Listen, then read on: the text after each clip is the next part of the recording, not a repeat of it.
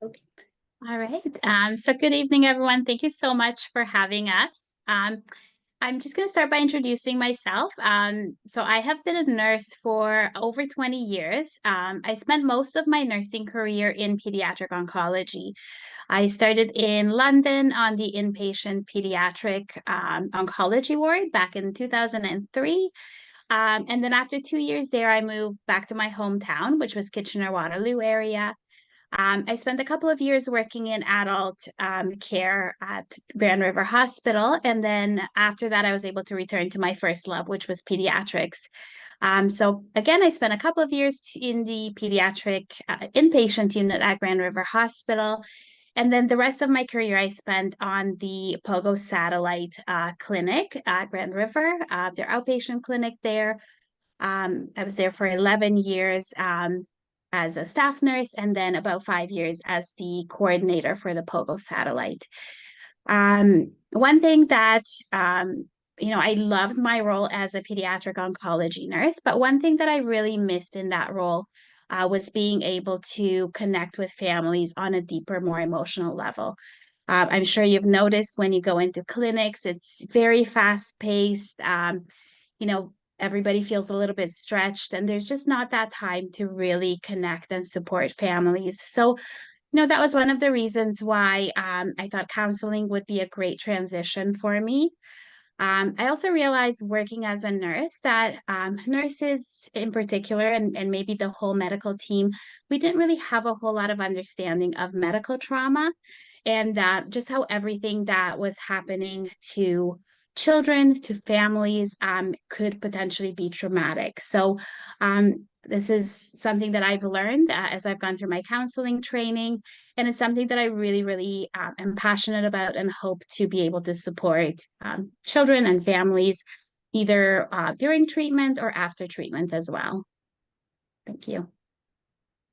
Thanks, Christina. Well, welcome everybody. My name is Tina Smith, and I'm a registered social worker and psychotherapist. And a part of my story was I am a mom to a childhood cancer survivor. So I can give everybody a little bit of a summary of our journey. It was quite long. Our son was diagnosed at 3 years of age with a high-risk form of leukemia. So he had markers for AML and ALL, which put him at a higher risk for relapse. So 3 years into the journey, as we were on more of a high risk protocol, about 3 years into treatment, as we all know, when you are battling with leukemia, for boys, it's a little bit longer. So we were almost close. We were about 6 months out before, you go on to maintenance. And then we found out that he had relapsed in his central nervous system. And then we were faced with the question and a panel of doctors, as we've all experienced, around what's the most curative option. And of course, during that time, it was either more extreme chemotherapy with, reduced chance of survival, or we could do transplant. So our journey actually continued into sick kids. So we are from the London area. So we were at the London Pediatric Center there. And so when our son was diagnosed and relapsed, we had to stay at sick kids for about 4 months. And he had a bone marrow transplant, and then he had complications. He ended up with skin GVHD, and colon GVHD. So our hospital journey took place from like 3 years of age to about 8. And we still are visiting the hospital once a year. He still has to do his aftercare. They're constantly checking for any concerns of secondary cancers. So I think what I would tell you, when you become a childhood cancer parent, you don't ever get to close the door.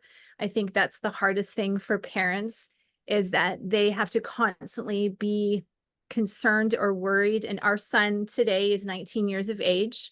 So he is doing extremely well, but there's always concerns. He's on a couple meds, like testosterone and thyroid meds, and continues to be monitored. But we are, we're thankful. We continue to focus on today. But that's how my journey started. And I think, I came into childhood cancer as a social worker, and being thrusted into the childhood cancer world, I was shocked about the limitations on the discussion around mental health. And I would tell you, as a mom, I was frustrated and angry a lot of times with the medical system, how there was a void around talking about mental health, both in our children, the siblings, the parents. And I just thought we're not doing a great job at ensuring that families know that what you're exposed to is trauma. So I started years ago with, the opportunity to just reach out and say, how can I do something to help bring education and support to the childhood cancer world because of just the lack of information that's out there. So I am so thankful for some of the questions that have come through so far. I have them written. So we're certainly going to get to those questions at the end, but some of the questions are, why is there limitations? And I just wanted to share and validate that it's a real concern, because you're going to hear after our presentation that everything that you're experiencing is so hard and traumatic that there needs to be further resources. And so that's why we're doing what we're doing today. That's why Cristina, her heart to be able to see change in the hospital system. And I think what's been incredible is, as I've sat down to talk with Cristina, she has acknowledged that, you go in the medical world, you're driven to care for the medical side of things. And there's no time to think about trauma. There's no time to think about, oh my goodness, what is the outcome of this?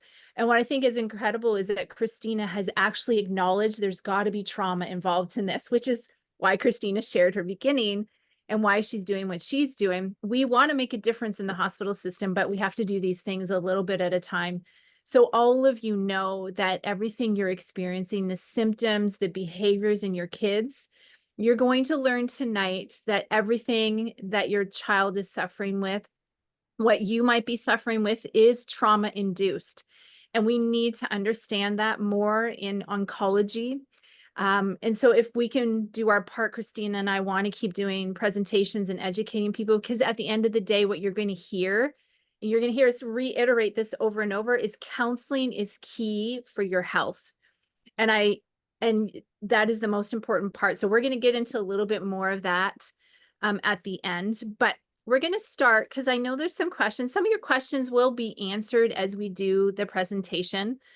But I'm going to do a screen share. So I'm going to share my,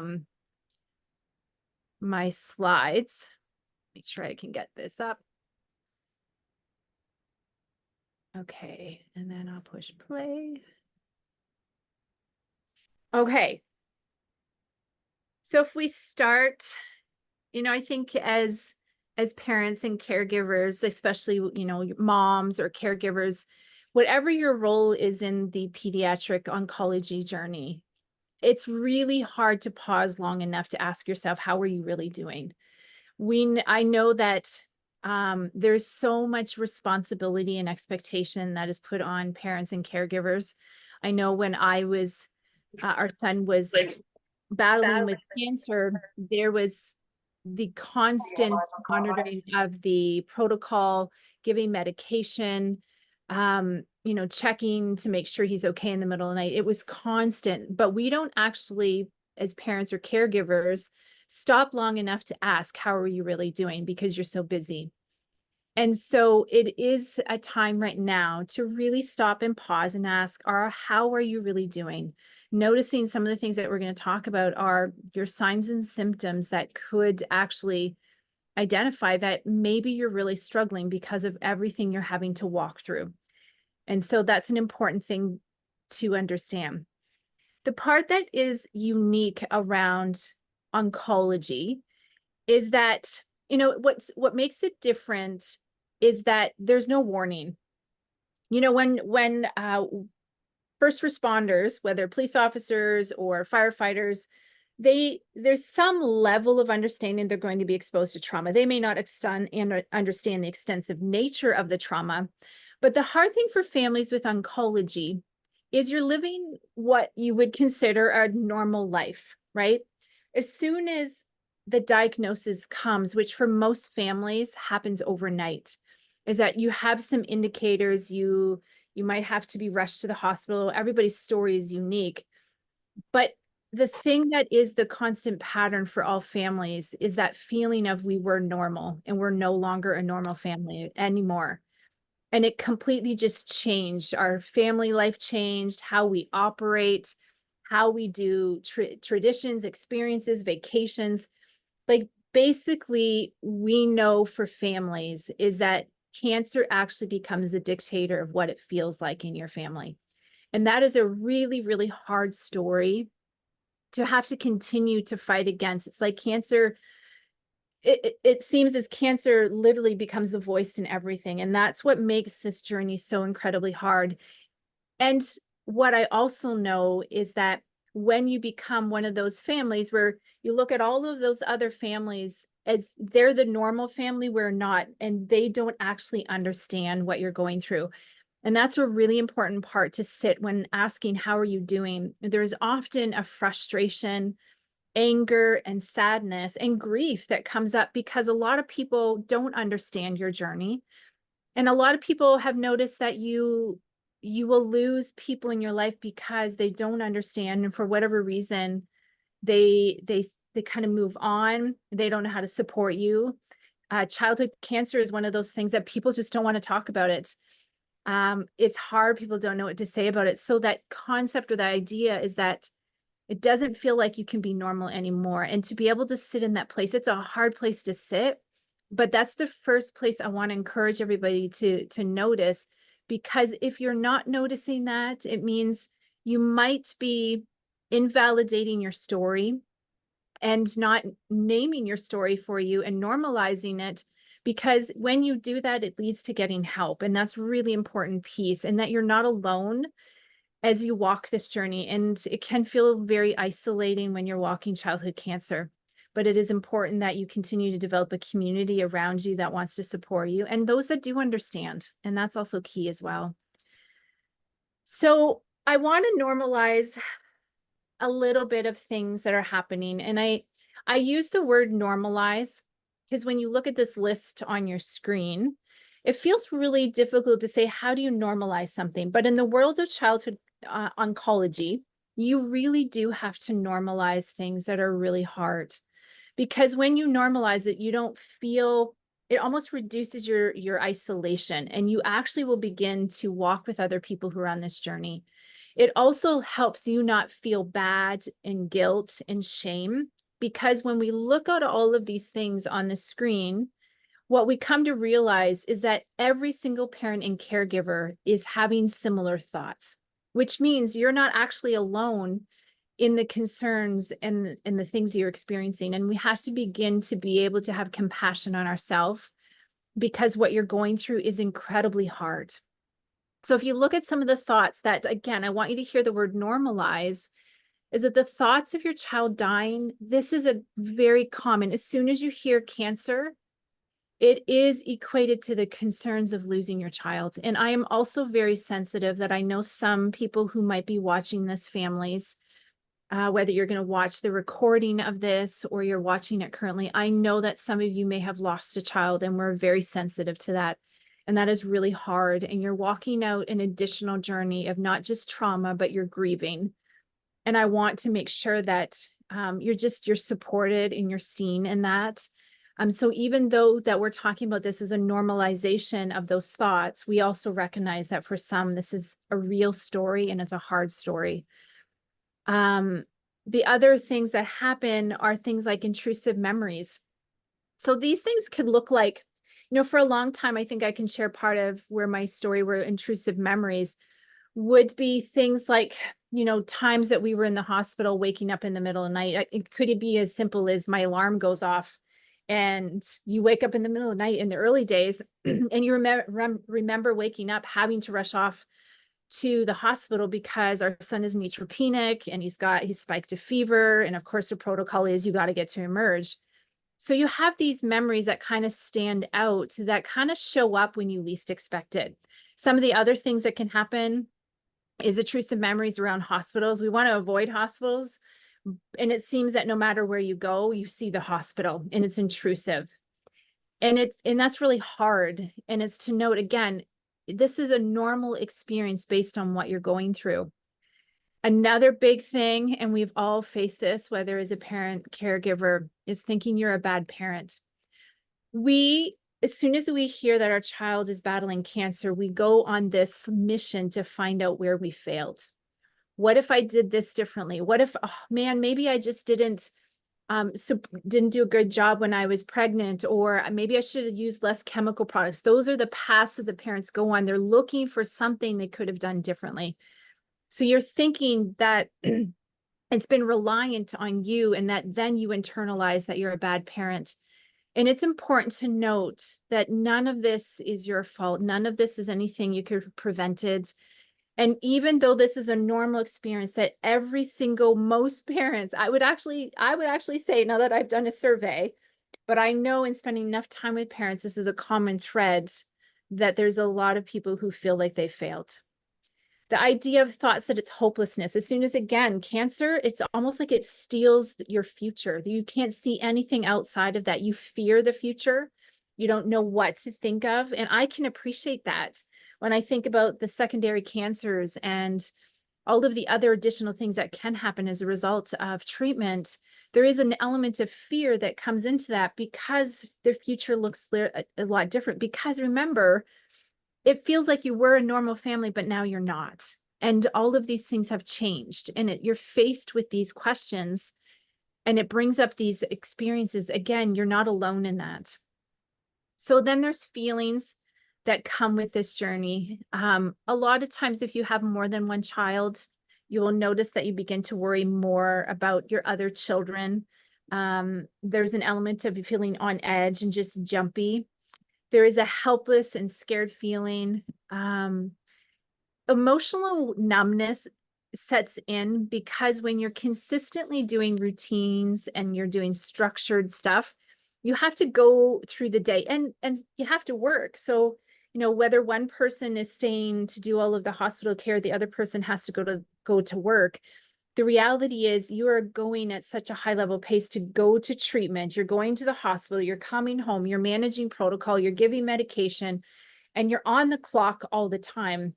And your flight, your brain kicks into overdrive, and it has to determine a path in which is going to be helpful for you. And oftentimes parents and caregivers will go to a numb state just to exist in the life that you're living. And that can feel hard when all of a sudden you recognize, I can't laugh anymore. I can barely cry. I have no emotion at all. And that's your brain's strategy to keep you okay. Guilt and shame are also common. It's hard because, again, the exposure that you're experiencing and watching your child who's battling cancer is really hard. There's a lot of guilt that comes up, which then, of course, goes with the thoughts. They're all coincide. So then actions. Again, if you're worrying about your children a lot, you're going to become more protective of your children. You might set some parameters that you may not have done before simply because you're overly concerned. Childhood cancer does rob a lot. It creates a lot of fear for parents and caregivers. And so what we have to recognize is that overdrive of wanting to protect has been set in because of a diagnosis, because of the trauma that you're exposed to. Avoidance behaviors. So avoidance is huge. It's that it could look like avoiding going to see friends when we should still see people in our life. It could be, I don't want to go out and enjoy myself. I might reduce doing hobbies, things that are actually really good for me, but because of everything you're exposed to, avoidance kicks in. And then it turns into not eating, you're not sleeping well, you're not taking care of yourself. It's, again, you're hard to maintain relationships. You will also have some physical symptoms. It's not uncommon for people to have sweatiness and dizziness and just headaches, that because of the amount of stress that you're under, you're going to have these different things show up in your nervous system, and it's overwhelming. So these are the things that if you're sitting here right now, I just want you just to take note. Are some of these things patterns? Are you having thoughts? Are you having any of these feelings? And are you noticing any of these behaviors? Because again, that question is, how are you really doing? I want you to come back to this area to really check in with yourself and say, yes, it's normal. But here's the thing. Do we want to stay here? Because this isn't about just normalizing. It's helping you to be able to name it for yourself. But we don't want to sit in this place without looking to how do we stop this? And that's what's important that Cristina want to do is we want to name things, we want to normalize it for you, but we don't actually want to just stop there. We want to actually see you rise up and get healthy because we know that you can. And that's the key piece to all of this. Okay, so I'm going to show a video. The most important part that I want everybody to watch with this video is what happens to our brain when we have trauma. What I love is that when we understand our brain, it actually removes our blaming of ourselves. Our brain is so profound that it does a lot of beautiful things. It sounds bizarre to say that, to help keep us safe.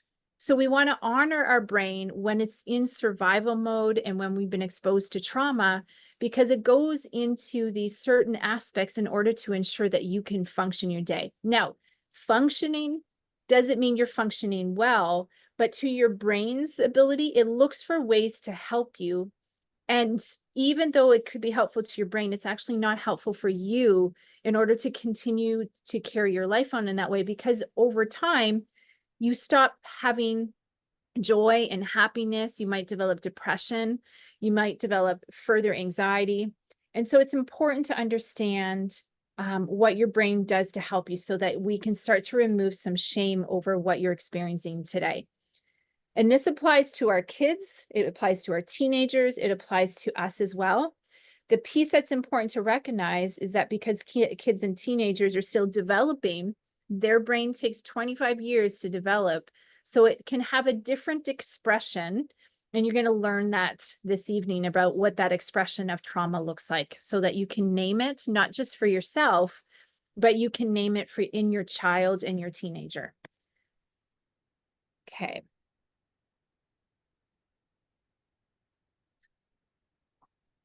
Sometimes it works, sometimes. This is your brain, and there's a part of your brain called the hippocampus, which is a little bit like a filing cabinet. Within that filing cabinet, you store what we often refer to as normal memories.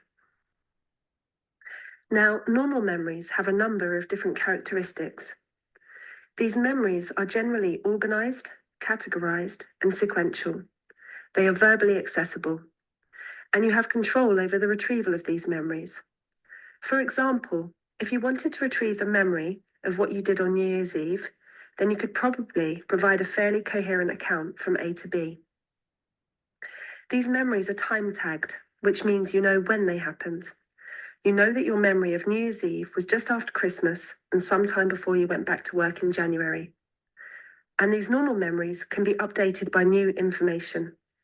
This means that if you had a memory of arranging to meet a friend on New Year's Eve who didn't turn up, your memory might have been that your friend let you down. If you later found out that your friend had been in an accident, you would update the memory to include this new information. The hippocampus, your normal memory store, is connected to a number of higher function brain regions involved in regulating emotions, language, and abstract thought. And your hippocampus helps you to process, interpret, and contextualize information. Now, imagine that you are heading out today. You might be thinking about what you've been doing so far today. You might be wondering what you'll have for dinner, what time your partner will be home, whether or not you locked the back door, worrying about somebody, remembering something that you've forgotten to do. You might be looking at your mobile phone. At any one time, we process a lot of complicated information and emotional responses. Imagine all of this is going through your mind just as you're about to cross over the road and suddenly you see a truck hurtling down the road towards you. What happens? Well, there's another part of your brain called the amygdala, which is like the brain's alarm system. You are faced with danger, be it a large truck coming towards you, someone physically assaulting you, or you being faced with a situation that you judge to be life-threatening in some way. and the alarm goes off. Essentially, danger, do something, or get hurt. Your amygdala, your brain's alarm system, sends a signal to the rest of your brain and your body. Your heart starts racing so that oxygen is pumped around your body to your muscles so that you are ready for action. A number of hormones and neurotransmitters are released, such as cortisol, adrenaline, and noradrenaline. This is your body's fight, flight, freeze response. Your body has prepared you to very quickly gauge how to respond to maximize your chance of survival, to step back or quickly run across the road before being hit by the truck. It's a fast and efficient system, and in order for your brain and body to respond quickly and efficiently, your hippocampus goes offline. This means that in times of extreme trauma, information is not processed in the same way, and your brain stores a different type of memory, a trauma memory. Trauma memories have different characteristics to normal memories. I like to think of them as these red spiky fragments. They are generally not well organized and sequential. They are fragmented. You have little control over the retrieval of these memories, which means they tend to come back involuntarily without warning. They are situationally accessible, which means they are usually triggered by reminders in the environment. They are not time tagged, which means it's hard to place when they happened. It feels like these memories are frozen in time, and when they come back, it's like they're occurring again now in the present. And when they come back, they tend to be associated with all of the same emotions and unpleasant physiological sensations that someone experienced at the time of the trauma. There has been a lot of research into the neuropsychological basis of PTSD, and what the experts think is happening is in the aftermath of a traumatic experience, your brain is attempting to process these memories and put them back into the filing system. Following a traumatic experience, almost everyone will experience these intrusive, spiky fragments of memory. In some cases, because these memories are so intrusive, overwhelming, and distressing, people do whatever they can to stop them from coming back. They avoid anything and anyone that might trigger the memories. They try to develop strategies to block and suppress the memories, whether it's through drugs and alcohol, distraction, or leaving no space to think and feel. However, what we know about blocking and suppression is that the more you try not to think about something, the more it tends to keep coming back. A stupid example is to try as hard as you can not to think about a pink elephant on a bicycle. Another example is thinking about a small child who comes downstairs and says to you, "I'm scared because there's a scary monster under the bed." And instead of going upstairs with the child to look for the monster, you say, "Don't be stupid, sit down and eat your dinner." The child's fear of the monster isn't going to disappear. It might even get worse. Your trauma is the monster under the bed, and you might find that the more you try to ignore it and push it away, the more it keeps coming back.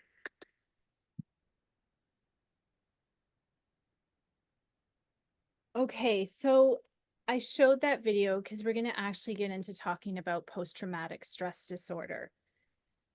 And for a long time, people didn't actually consider that oncology, whether children or teenagers or parents, could actually have PTSD. Well, of course, as research has continued, they used to believe that it was just in veterans, and then we've moved on to first responders. But now we actually can recognize that it has nothing to do with the occupation. It has everything to do with trauma. And we can't determine what is trauma to any person. It's based on the sensation and the reactions and the responses in your body and in your brain. So we don't look at the story of the trauma, we look at what's happening. We can, however, say that because oncology has enough traumatic experiences that kids and teenagers and families are exposed to, that there is enough research that we now know that your exposure to that is the area that we now understand can lead to post-traumatic stress disorder. So there's tons of research that is coming out around families who end up long after the treatment journey is done, they start to notice symptoms that seem to come out of nowhere. And a lot of families talk about how this occurs afterwards. So we want to talk about like, what is normal? So now we understand, like, yes, our brain has these responses to help us. And then our brain goes into this place where if we start to ignore or we try to ignore the trauma, we actually make it bigger. But there is an important part to understand that our brain does this healthy process. So when we have a traumatic experience, your brain actually wants to digest it. Just like when we eat food, our body takes this food, processes it, keeps the nutrients, and removes any of this that stuff that isn't helpful to our body. So our brain does the same thing, and it does it by re-experiencing the memory over and over. So it's almost like your brain will keep rehearsing the experience until it actually has digested it. The problem is that yes, it can lead to avoidance, because as you could see, that we don't want to live in this place of constantly thinking about those traumatic experiences. So we will do things that avoid having to sit and relive those experiences, which is opposite. It seems counterintuitive, but it's actually what we're supposed to do, is to actually relive and re-experience those to allow our brain to digest. But because we're not taught that, we actually go on to avoid by doing things like distraction. We work hard. So you might be someone who is constantly cleaning your house just to avoid having to re-experience the things that are hard. Our trauma responses can be as simple as that, being really overly productive in order to manage our symptoms. We could have things like addictions to social media, to, typical alcohol and drugs. Anything that actually prevents us from feeling and experiencing things is avoidance. Hyper-aroused experiences are things like if you're jumpy, if someone comes into the room, you'll notice that you might kind of get set off more. That's kind of a sign that you're under a traumatic stress reaction. And these are all things that are signs of exposure to trauma. And it's just to note that, yes, your brain is already doing this, but the problem where it happens is when it starts to become a disorder, post-traumatic stress disorder, is when we've actually not allowed our brain to re-experience. We've spent more time avoiding it. And now it's stored as this trauma memory, and it starts to become post-traumatic stress disorder. And that's important. So the other piece to know about this is that when we're exposed to a trauma, our brain wants to re-experience things up to about 30 to 60 days. We look at an average about 30 days. And then if this continues to happen, then the concern sets in that our brain's not able to just in a healthy way re-experience it and digest it. It's moved on to a greater concern. But it's helpful to know that your brain actually is designed to do this. And where the concern comes in is when your brain no longer can do it on its own. It needs a professional's help in order to re-experience the pain and the trauma, in order for your brain to digest within what we call window of tolerance, where you can tolerate the pain with the support of a professional. And that helps to remove some of it helps to remove the trauma that you've experienced. So I want to specifically talk about, Cristina and I specifically want to talk about the age groups, because I know that everybody that's on, I know you're wondering about your kids, your other children, these behaviors that are surfacing, which appears out of nowhere.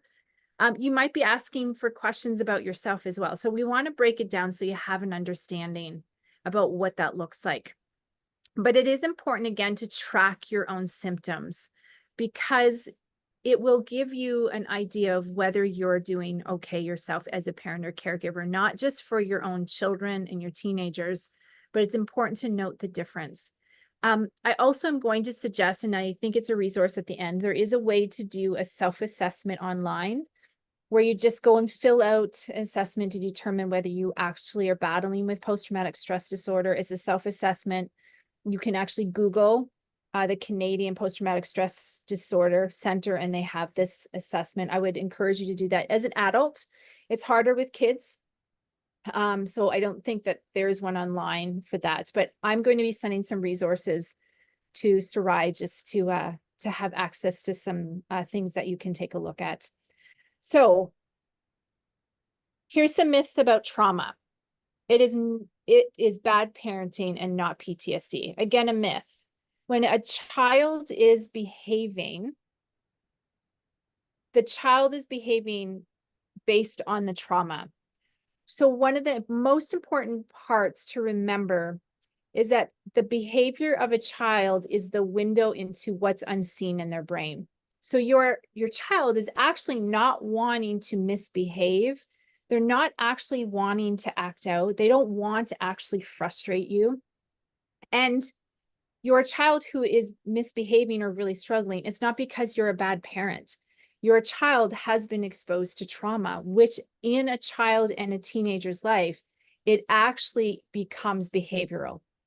And that's the key piece when you're looking for a sign or symptom, what trauma looks like in children and teenagers. It is always, always, always behavioral. Kids won't come out and say, hey, yeah, I have trauma, or hey, this thing is really, they might actually tell you some things that are hard. You might actually get them to draw some pictures and they will actually tell you the hard things, but you've got to be able to identify those hard things are actually what causes those behaviors. So the other myths are, and some of these are really hard, and I do this because I really want these myths to go away. I truly believe the more we are educated, the more we're informed, the greater change we can make. So the concept that kids don't remember what has happened to them if they have no memories is false.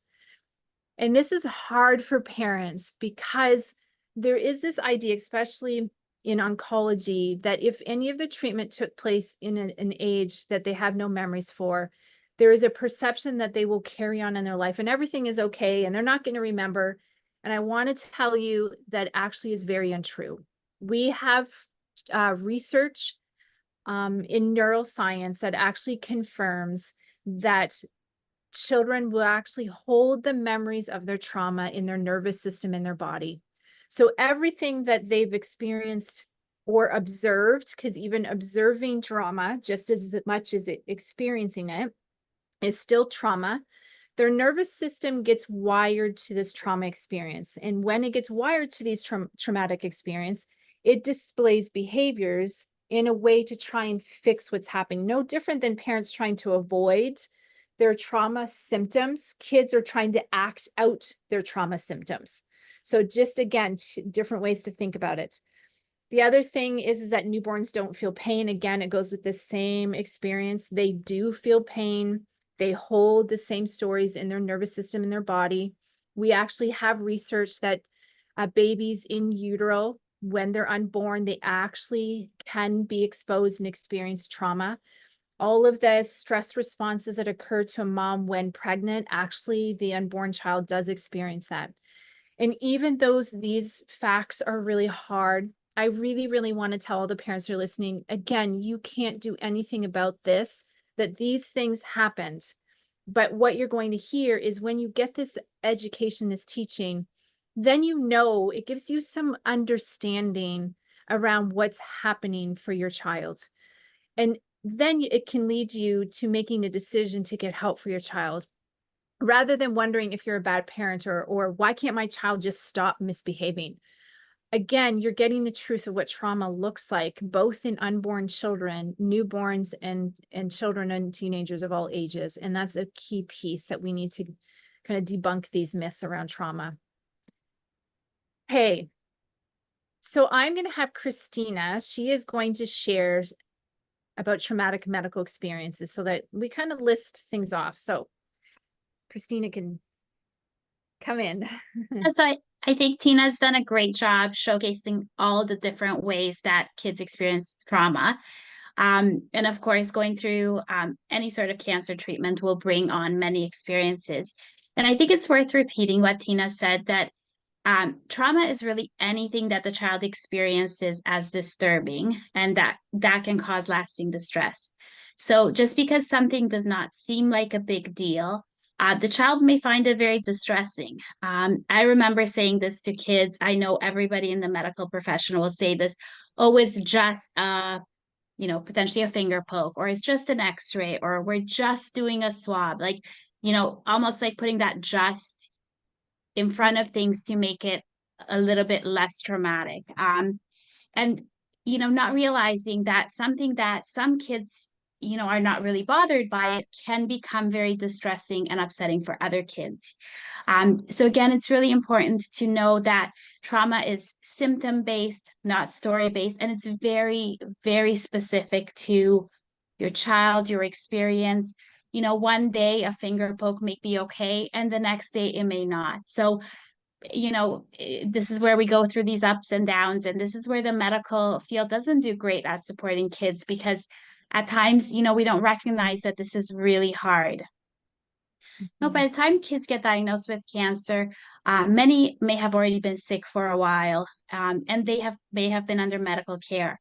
They might have already gone through emergency visits, many doctors' visits, and not only that, but they may actually have been seeing their parents be very concerned, and parents not necessarily having their concerns heard by the medical field. So even that, they might not be experiencing those fears themselves, but seeing the parents experience the fears will be traumatizing.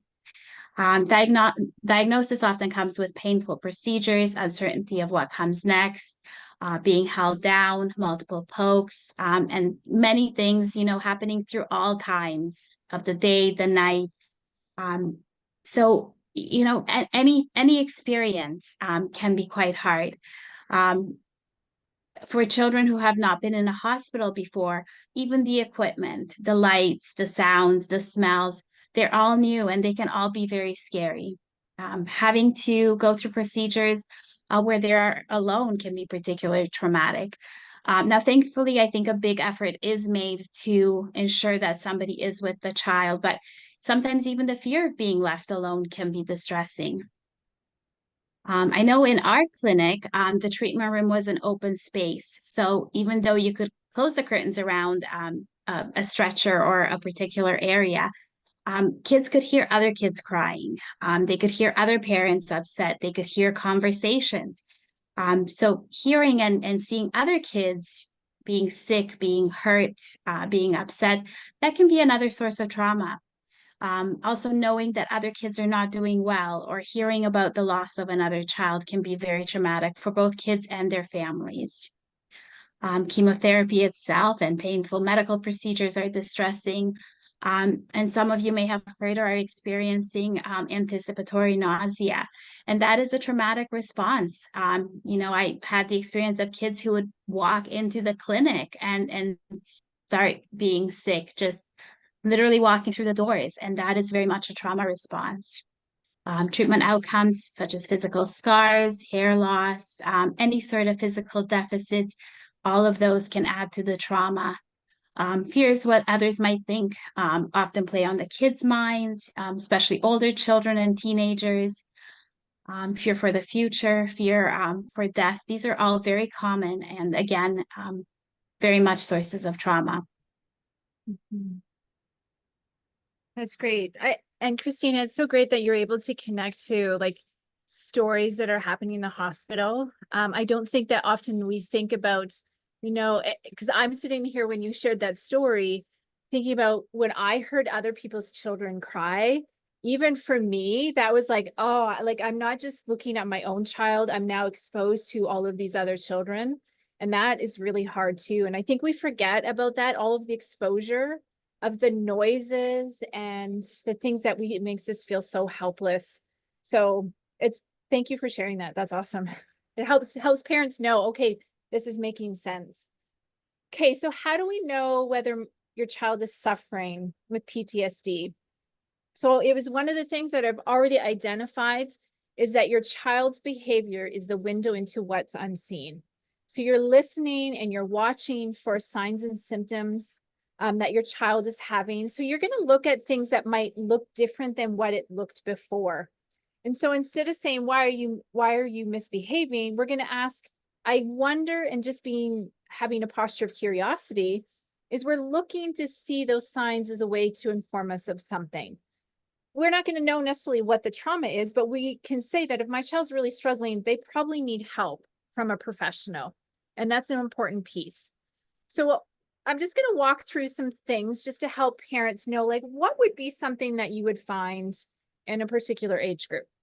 So if you look at ages 5 to 12, these are kind of some things that are a little bit more apt to happen at this age group. So they might, when their trauma occurs, they might actually put in its wrong order. So I remember, one of the stories that I have, and this actually was in my youngest daughter, is that we were at Ronald McDonald House And we went as a family because that's kind of what you do. You have to go as a family. You live at Ronald McDonald House. And my youngest daughter, because of, she was basically birthed in a hospital, lived throughout all of that hospitals. That was her early life, was having to come to the hospital. I was breastfeeding because I found out I was pregnant with her at the time my son was diagnosed. And so she was wrapped in the worlds of anxiety and didn't even know it. So she would throw up a lot. And she would get these events out of order. She used to believe that she would have a nightmare, and the nightmare would actually tell her that she needed to be prepared to throw up. But what she didn't realize was that she was having traumatic experiences by just seeing her brother have to be raced off to the hospital, not knowing what's happening. And then she would get anxious. So she would twist the order of the experience because her brain wasn't able to put things in a linear way. Sometimes there is the signs that if they think that something's going to happen, that there is signs that's telling them to avoid trauma. So it's interesting. Their brain is trying to make sense of all this trauma. So they start to look for signs of trauma going to happen, even though it may not actually happen. So it could come out in cartoons. It could come in play. So if you see your kids repetitiously playing with something, and they're telling a story that if I don't do this, this bad thing is going to happen. So repetitious play can actually speak to what's happening on their inner life.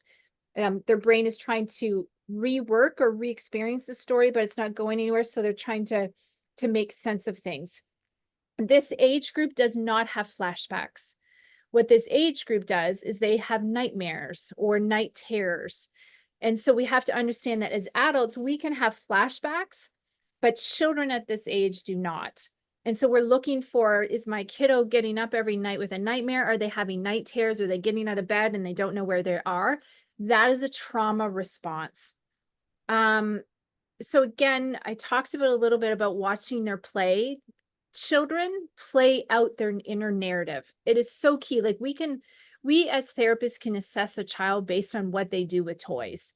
Because kids in therapy don't sit down and just sit on a couch and talk to us because they can't. They're not adults. They're not little adults. They speak in a form of art and play. And a lot of these stories do come out in that way. And we create a space that's important to do that. And so you might see regressive behavior in this age, things like bedwetting. They might return to diapers. They might return to sucking their thumb or want to soothe her. These things are common regressive behaviors caused by trauma exposure or experience. You might have your child starting to have problems at school. A lot of behaviors coming out that cause an impact. So this is a common experience for a lot of families, is the behaviors that show up both at home and at school or just at school. But it is key to note that. And then for ages 12 to 18, it is a little bit different. There's impulse aggressive behaviors that can happen. So they're more impulsive.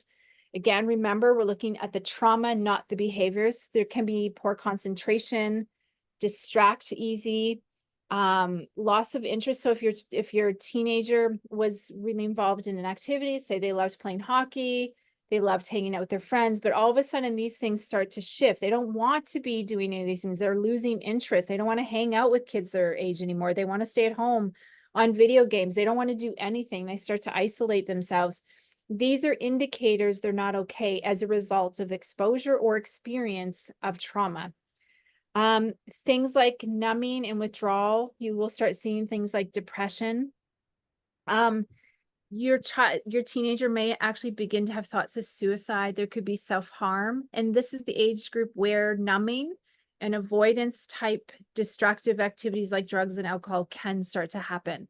So you want to watch all of these things.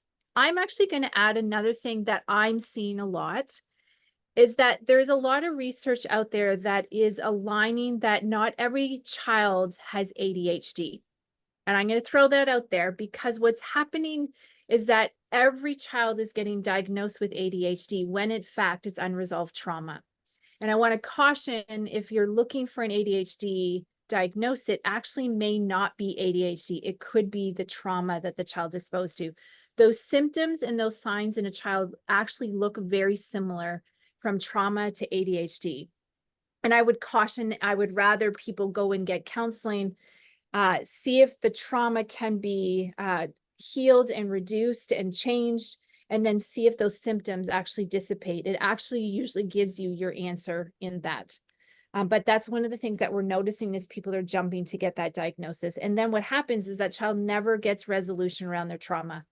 And that's important. We need resolution of trauma because it actually grows and gets bigger and turns into things like complicated depression, anxiety disorders, disassociation. It becomes a bigger concern when we don't resolve it. Okay, so what can you do to help yourself and your child? I actually, I want to just pause here for a second. You know, when we look at post-traumatic stress disorder, I'm going to send some things for adults as well, what it looks like. And I really want to encourage, if anybody is concerned, whether you are battling, you're going to look at yourself in the same way. You're going to look at those signs and symptoms. Am I hypervigilance? Am I having tons of flashbacks? Some people don't have flashbacks. I know for me, I ended up having post-traumatic stress disorder. One of the indicators for me is I was having a ton of nightmares. I would go outside my house and I couldn't cross the street without seeing my kids get hit by cars. I could not stop seeing danger over my children. And now, of course, because I'm in this field, I knew what that looked like and what that represented. So I went off to therapy and did 2 years of therapy just to walk through not just my story with childhood cancer. And this is an important piece that I want to share with everybody, is that your life can be compounded. So as an adult, if you bring in your own childhood story of trauma, negative events, our brain doesn't put things in nice, neat little compartmentalized containers. What happens is it builds upon each other. So the more you've had exposure to things, the more you've experienced things, and then you add childhood cancer right on top of it, the more risk you are at of having certain mental illness as a result of unprocessed trauma. And I want everybody to know, what are some of those signs and symptoms in yourself? Too, because it's one thing to go and help your child, but I would say you as a parent and a caregiver, it is so important that you take care of yourself first.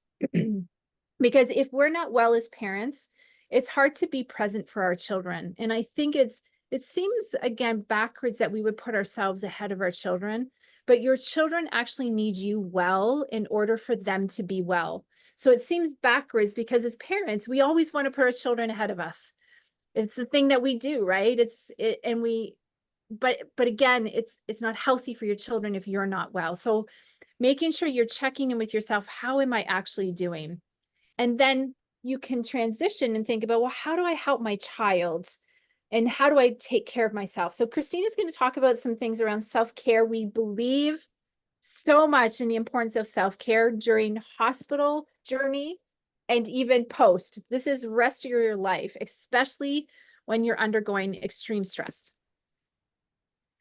All right. So, when your child is going through treatment, self-care, I'm sure, is easily the last thing on your mind. Caregivers often hear phrases, and you heard even Tina saying it, you have to take care of yourself so you can take care of your child. Or, people say you can't pour water out of an empty cup. But I think we can all recognize that self-care isn't easy when all your energy, physical, emotional, and mental, is going towards caring for your child. So there's different areas of yourself that you can care for. I think that's on our next slide, Tina. So taking care of your physical health. Long hospital stays often mean less nutritious food and lots of sitting. So something that can be an easy thing is, I've heard many families have a backpack that stays by the door for those middle of the night fever trips. And I don't know why it seems that fever is mostly in the middle of the night. But putting some nutritious snacks in those backpacks that you can have as well. Oftentimes people will offer to give you some help. And this would be a good time to say, you know what? Some nutritious meals would be very helpful for me right now. When you spend lots of time in the hospital, you can forget what fresh air feels like. I've talked to families who have spent a week straight sitting by the bedside, not once walking outside. Something as easy as, taking a few minutes, getting outside, taking some deep breaths, enjoying the sunshine, that can really be helpful and can help with your physical health, can help a lot with your mental health. It can help clear your head. Doing your best to maintain as much of a healthy lifestyle as possible can be beneficial. Again, if friends or family offer to make a meal, it's okay to ask that they make you something healthy. Often people offer help, they don't know how to help.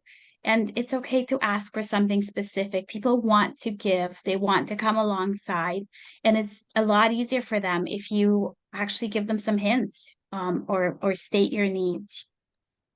Try to maintain balance as much as possible. Rest when you're able. I'm sure this is something that you hear all the time. But this is, a time to allow some of those chores to just not be done right away. You need to be gracious and kind to yourself. Caring for your mental health and emotional health may look different for everyone. It's helpful to recognize that your emotions are valid and allow yourself to feel all of the emotions. Whatever you're feeling, whether it's anger or grief, exhaustion, or anything else, that's okay. Allow yourself moments to recognize that those feelings and acknowledge them, and acknowledge that they may be different for what you're feeling, what your child's feeling, what your spouse or partner is feeling. Everybody in the family may have different feelings around an experience, and that's okay. Say no to guilt. This is a very, very big one. If you need to take some time for yourself, that's okay. And it's not something to feel guilty about. When you don't feel strong enough, it's okay to, sit on the bathroom floor. It's okay to get in the shower and cry. When you feel sorry for yourself, that's okay. You don't have to feel guilty about that. And guilt will often come to when your story is a little bit different than somebody else's. Maybe you've had some good news, but your other family sitting beside you hasn't had the same good news. And that can be very stressful, but it's okay for you to take some of the wins and not feel guilty about that. Practice deep breathing or any helpful breath work. Your body holds a lot of tension, but you can start calming yourself and your system down with just a few breaths. This can be done very quickly anywhere you are. There's something that we teach our clients, which is called box breathing. And you can kind of visualize yourself breathing for a count of 4, kind of making a box. So you count 4, and then you hold for 4, you exhale for 4, and then you hold again. So something as easy as doing a few breaths will calm your system down. There are lots of exercises on YouTube that you can look up, mindfulness, guided meditation. All of these things will help a lot with your mental health and emotional health. And of course, counselors and social workers are here to support you and your mental health as you need it.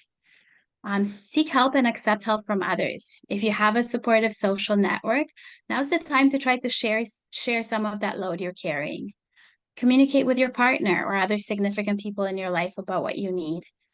Discuss how you and your partner can help each other take breaks. What are some other things that bring you comfort? Have those open conversations. And again, don't be afraid to ask for help and accept help. If you're part of a faith community, ask others to pray for you or engage in whatever is helpful and comforting. Reach out for support from your faith leader, pastor, minister, or someone else who can provide comfort for you. Self-care during treatment can look differently for everybody, but it's very important to find something that helps you feel calm and in control when so many things are really outside of your control right now. Mm-hmm.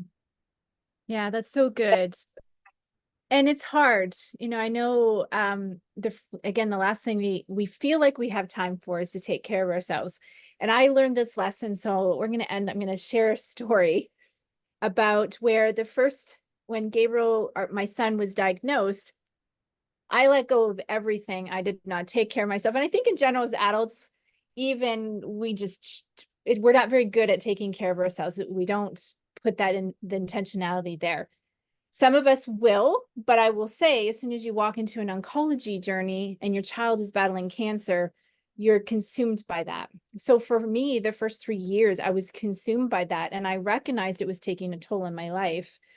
I was burning out. I was overwhelmed. It was exhausting.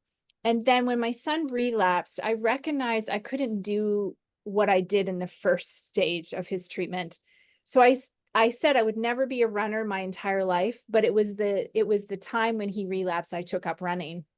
So when we were at Sick Kids, the simple fact that every other day when we were taking turns, being at Ronald McDonald House with our girls, and then one of us was at the hospital.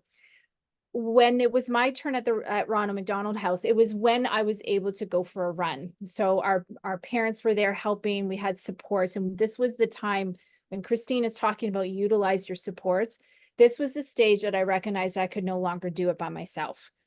I went through a season, 3 years of being consumed in isolation, but this next leg of the journey was I couldn't do what I did before. And I learned the lesson of that first season in order to do the next season different. And I will tell you, I'm not going to say it wasn't hard. We were living at Ronald McDonald House for 4 months, always nervous about what was happening, scared what was happening. We faced a lot of risks while Gabriel was in the hospital. But I would tell you, running was so key for me. Getting out in the fresh air, as Cristina talked about, just getting out of the hospital is so important. Going and sitting in a park bench, some of these things that I did was really, really helpful in terms of managing how I was functioning and my stress and overwhelm. So I really encourage everybody to consider lots of the ideas that Cristina talked about. The breath work is really helpful. I know that not everybody likes to do breath work, but it is actually the number one thing that reduces anxiety. So there's lots of little things and big things that we can all consider, and it's important to take care of yourself as you're walking through this journey. So I just want to leave everybody with like how you can help. So learning the facts and the signs and symptoms of what post-traumatic stress disorder is. I will send some information to Sarai to send to everybody. You're going to monitor your child and your teenager's symptoms, which is their behaviors. So symptoms are the behaviors. You're going to continue to maintain open communication with teachers, letting them know how your child is doing, how their siblings are doing. A lot of times the siblings are also struggling, and sometimes actually more than the child who is actually on treatment. So we have to consider all family members, not just the child on treatment, but the siblings as well. In my family, it was actually my girls. So I have 3 children. It was my daughters who actually suffered more than my son who actually battled cancer, because it often put them in a position where they felt helpless and they couldn't help their brother, and they were exposed to things. As much as we could protect them, you can't protect them from everything that occurs during childhood cancer. So see your child's behavior as a clue instead of she or he is trying to annoy you or frustrate you. This is important. Spend time. This is so incredibly resourceful. Your kids want you to spend time with them. It is actually a way to help them feel grounded in a time in their life where it feels so scary and insecure. So spending time connecting with your child and your teen. If you've been really busy and you're not connecting, it actually increases their behaviors. So when you spend time, it helps them grounded, helps them be heard and seen, and these are important. Having your child or your teen involved in activities, extracurricular activities, things that get them outside of hospital experiences, the home. I understand when kids are on treatment, there is a limitation to doing that. So then you got to think creatively. If your child isn't in the hospital, or maybe they're going back and forth, depends on what stage of treatment they're on. If your child's inpatient in the hospitals with a child life specialist, they're always trying to help your kiddos who are on treatment do things in the hospital. I would take advantage of everything you can do. If you are able to bring things in the room, you can, depends what the requirement is for your kiddo. You work with where you're at. If you're in outpatient and you're doing treatment on outpatient, it is still important to know what you're allowed to do, but understand that limiting our kids from doing things. We spent a lot of times going on hikes, doing picnics in the park, because it was the safest thing for our son. We tried to reduce exposure to viruses, and being outdoors is one of the best things you can do. So being intentional with that. And then finally, accessing professional help. My heart always hurts when I hear about families who are suffering, their kids or their teenagers, the parents, caregivers are not doing well. This is the time to consider that maybe you need help. Maybe your child needs help. Maybe your teenager needs help. And you need to connect with someone who can actually work through the trauma, help you with the the childhood cancer journey. And then you as a parent, an adult, if you have your own family of origin issues as a child, and then you have compounding features from childhood cancer, it is worth to put yourself first in order to continue to just get healthy. And that's what professional help is here to do. They're here to walk with you. They're here to journey with you. They're here to meet you where you're at. But the ultimate goal is to get you to a place of health and wellness and wholeness in your life. And I just want everybody to recognize you can actually heal trauma. Your brain is so brilliant. Your nervous system is brilliant.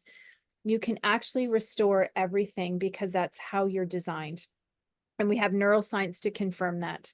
And that's an important piece to hold on to. And to remember to not lose your hope. I know it's really hard. I would say that hope can come in many forms. And if you're really struggling, and that's important to know that there is treatment out there so that you can find your hope again. And counseling is a part of that. I actually would suggest to every single one of you who is watching this is that I would say every single one of you should be in counseling. You cannot, and maybe I'm biased, but I'm a mom to a childhood cancer survivor. I am a therapist. I thought I could do this.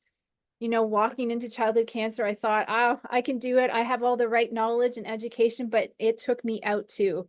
So I'm going to tell you that as ignorant as I was, it took me out. And it wasn't until I went into counseling that I was able to rise from it. So I want everybody to hear that don't underestimate the power of going to counseling, and that trauma is real, and childhood cancer has a lot of trauma, and it's extremely hard. So I want to just leave everybody with this quote. I love this quote. I came across it, if I can see it, because my our faces are right in front of it. It says, trauma can become a vital part of your life, just like stones can support and strengthen the root structure of a tree. Like a tree, you are resilient. With patience and support, your roots can be restored and your branches will spread again. And that's what I believe is what counseling does for people, is that literally restores your life. So again, I'm going to send this information. These are just websites and resources. I will send a PDF of the slides to Sarai so she can send it to you. So you'll have the slides. You'll have these links as well to access and just take a look at. And I'm just going to be done sharing the screen. Okay. Stop sharing. Okay, so I think, Sarai, I'm going to maybe read off these questions that I have. And then we can. Tina, thank you so much for, and Cristina, thank you so much for this wonderful, very important presentation. And yes, we do have some questions that we received in advance, but if people here live, and I see some people here are some of the ones that sent some of these questions in advance, so they'll get answered. But if you do have questions right now, just please jump in, ask, or type them in the chat. But you want to read the questions, or I can read them? You want to read that? You can read them, and then Christine and I can answer. Yes. So we got one question from a parent asking, why isn't mental health a part of the treatment plan, particularly when diagnosed by a neuropsychologist? So I love that question because I'm just going to be honest, I too have asked the same question. So I know when we were in the hospital, of course, we have access to psychologists and social workers in the hospital, and they're there to do what I would say is manage or provide surface level support. And a part of the reason for that is that there isn't, here's the challenge, and here maybe this is a little bit of my frustration too, so I want to join you in that frustration, is that there isn't funding that is being pushed into the medical system to help with the broader understanding of trauma. Because there is so much trauma and the funding that it takes to support kids and families around the intensive journey of healing trauma, the hospital system hasn't picked it up yet. I truly believe that we need, as a collective, need to start to advocate for the hospital system to include this as a part of the oncology treatment process. I truly believe that there should be a team of therapists who are providing after treatment support to kids and families to process through the trauma. So I love this question. And what I would encourage every single family, the greatest changes that we can make in the hospital are the ones that we advocate for, right? So as parents, we need to advocate for these things in our hospitals, and we have to be relentless about it, because if we're not relentless, it's not going to change. And I share the same frustration. It needs to be a part of an oncology journey as an outpatient experience. It should be there long after treatment is done. And how do people advocate, maybe asking their doctor, social worker, their healthcare team, like asking, this is important, right? How can I access this? That's right. Yeah. And I would certainly go to, like, I mean, maybe that might be a helpful thing too, Sarai, is that we sending a list of how do we advocate, like who do we go to, and maybe in the hospitals, maybe there's a resource section that we can include. I don't have that access of the contacts, but that might be helpful for families who want to actually advocate, write letters, set up meetings to start to challenge that system. I think that's great. Mm-hmm. I join in that. Yes, thank you. Any questions? I thought I heard somebody. Okay, there was sorry, Sarai, is that something that OPAC could maybe organize, like a petition or something that we could bring? Look at, maybe we can talk with our parent liaisons and see if they know anybody in the hospital that this can go to, or how to empower parents, like Tina said, maybe putting a list together of resources, or how to empower parents to advocate for this, right? To relentlessly ask for this, as Tina said. Yeah, definitely. I put it on my notes, something to consider here. Yeah. Tina, another question we had received was, if you can't get diagnosed with PTSD, but still seem to have the symptoms, what do you do? Okay, so first step would be do a self-assessment. Mm-hmm. And if the self-assessment is showing those symptoms, this next step is go to your family doctor.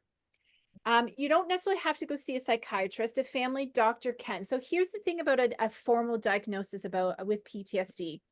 Is you can still go and get treatment by a trained therapist to help with the trauma, which is what causes PTSD.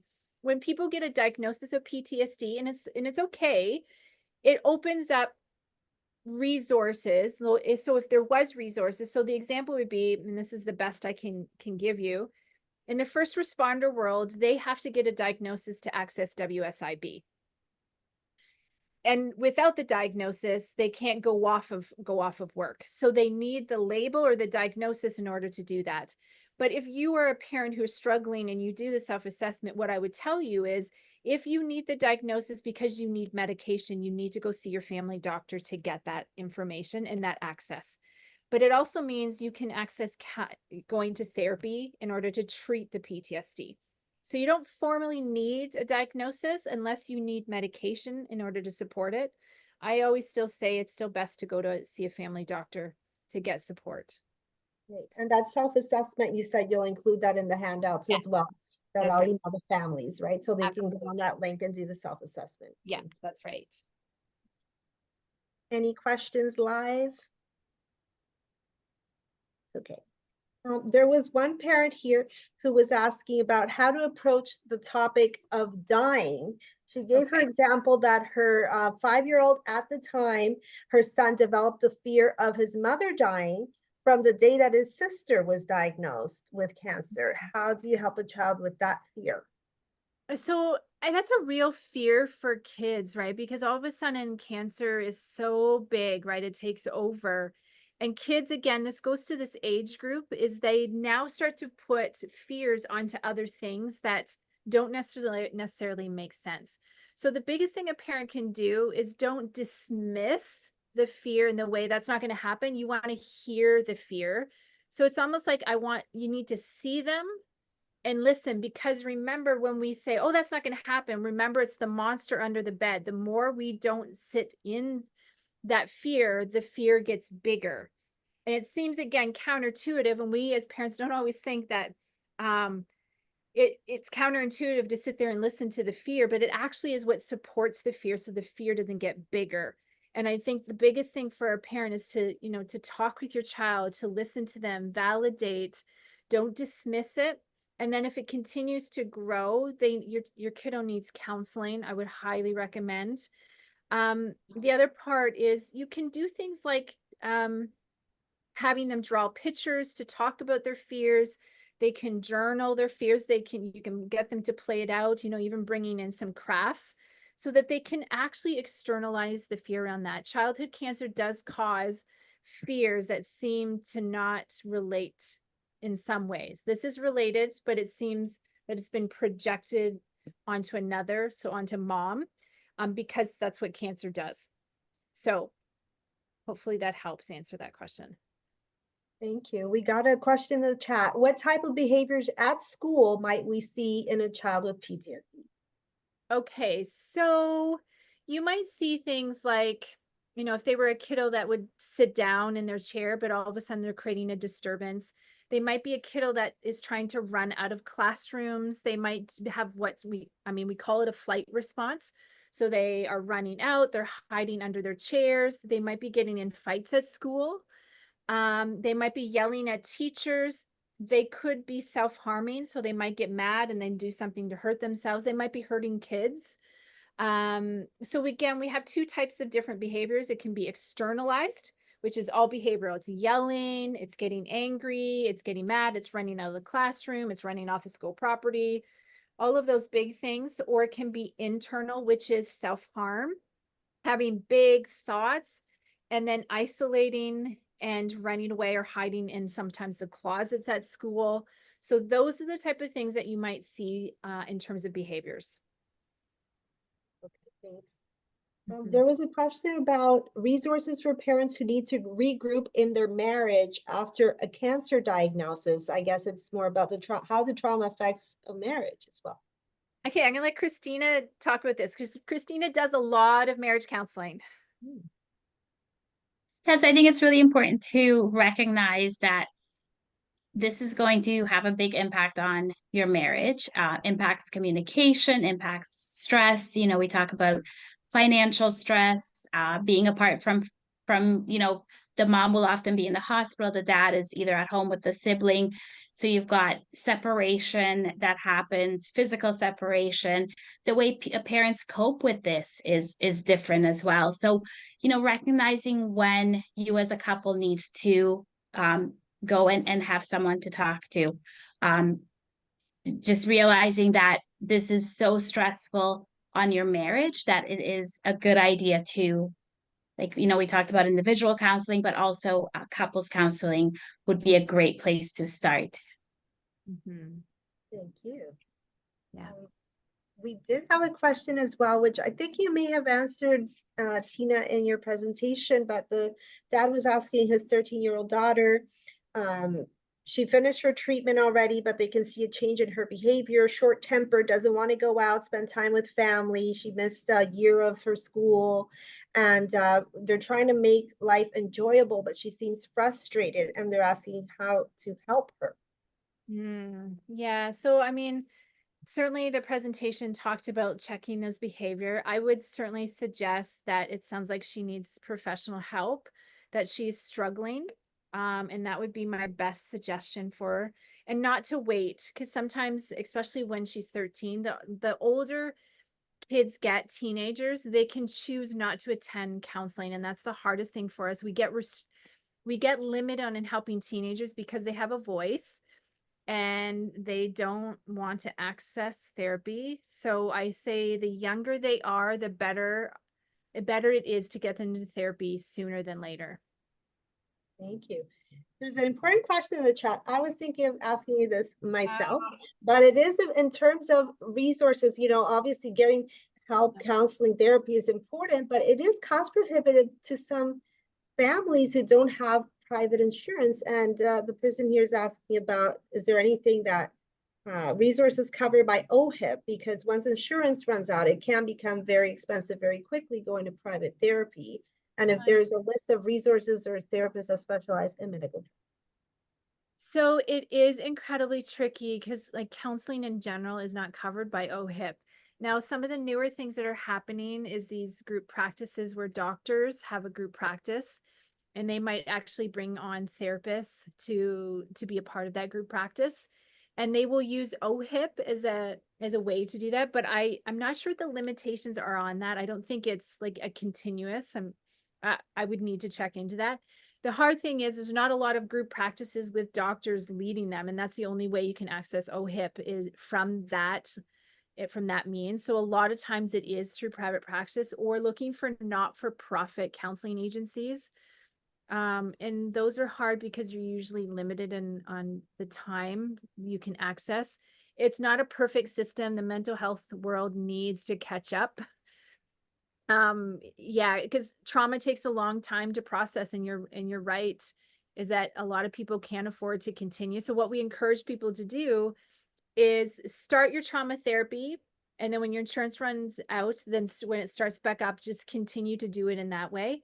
One of the therapies that Cristina and I specialize in is called EMDR therapy. It is one of the most profound treatments for trauma. And I would encourage you to see someone who's well-trained, has been through consultation, because it's such a profound treatment that it is a treatment method that, say you've got the ability to say $500 is your cap for your insurance. You could go start getting resource stabilized and you could continue. So it's not ideal. It means that you're in therapy for like a long time.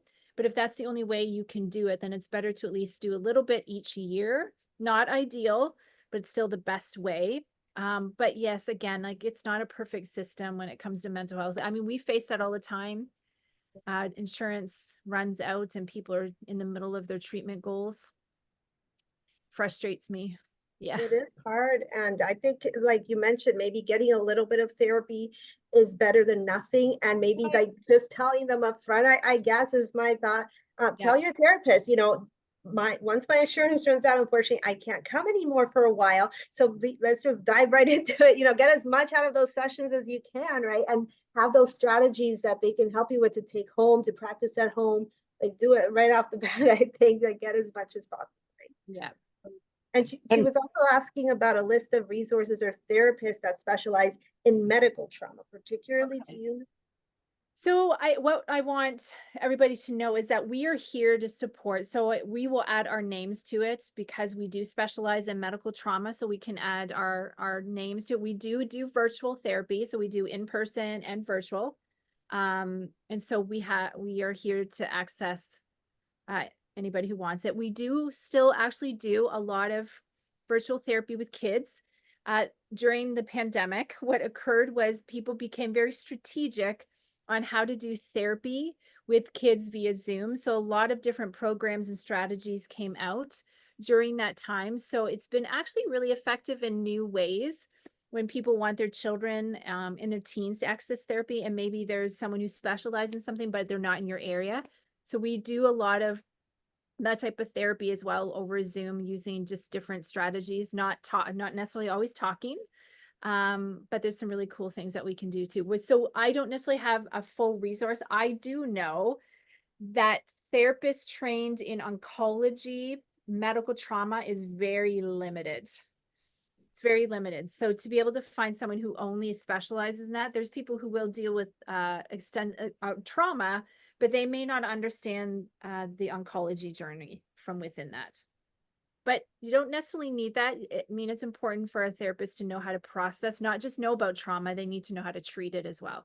Because those two are very different. Knowing and treating it are very distinct. Great, thank you. Before we wrap up, the last chance, any questions? Type them, speak up. I just wanted to mention that people that don't have insurance, a lot of community groups like Wellspring or Hope Spring or whatever it's called, as well as OPAC has support groups. that can be helpful. Yeah, it's not trained counseling or anything, but you're still working through talking to others that understand, that sort of thing. Mhm. Yes, Yeah, the thank you. support part is important too. It is Yes. good. And I did want to mention real quick that we do have, I just put up today on our social media and website, there's a study at the University of Ottawa that they're recruiting participants for, and it's specifically for parents who've had a child with cancer and who have a fear of recurrence of the cancer coming back. And it's specifically for them to help them. It's some online group sessions, and I guess they'll provide you with some resources for you to help the research right in this field, which is very important. So it's on our social media. Just look up for the poster. It's called Fear of Recurrence Study. And if you can want to help with that, further the research for the parents, please let them know. It's from the University of Ottawa. And as Emily mentioned, of course, OPAC is also here. We're not trained therapists, but we are mostly parents who have gone through the journey and offer that peer-to-peer support that's so valuable, because as Tina mentioned, it can be a really isolating experience. So it's important to talk to others who have been there and understand the journey. And we have our online support groups every week, Tuesday nights, as well as, of course, our in-person parent liaison service at the hospital. So Ms. Zerka said, Wellspring and Hamilton was useless in our experience. Sorry to hear that, Ms. Zerka. Yeah, I guess it's hit or miss with some of these, right? I know. All right, well, thank you, everybody. It's 9:30, so we're gonna wrap it up. But thank you, Tina and Cristina, for being here. Thank you so much. This was very helpful, informative. I'll send the recording and all the resources out to our families here tomorrow. And yes, thank you again for everything and for everybody who attended tonight. Have a good night, everyone. Thanks, everybody. Thank you. Thank you. Good night. Good night.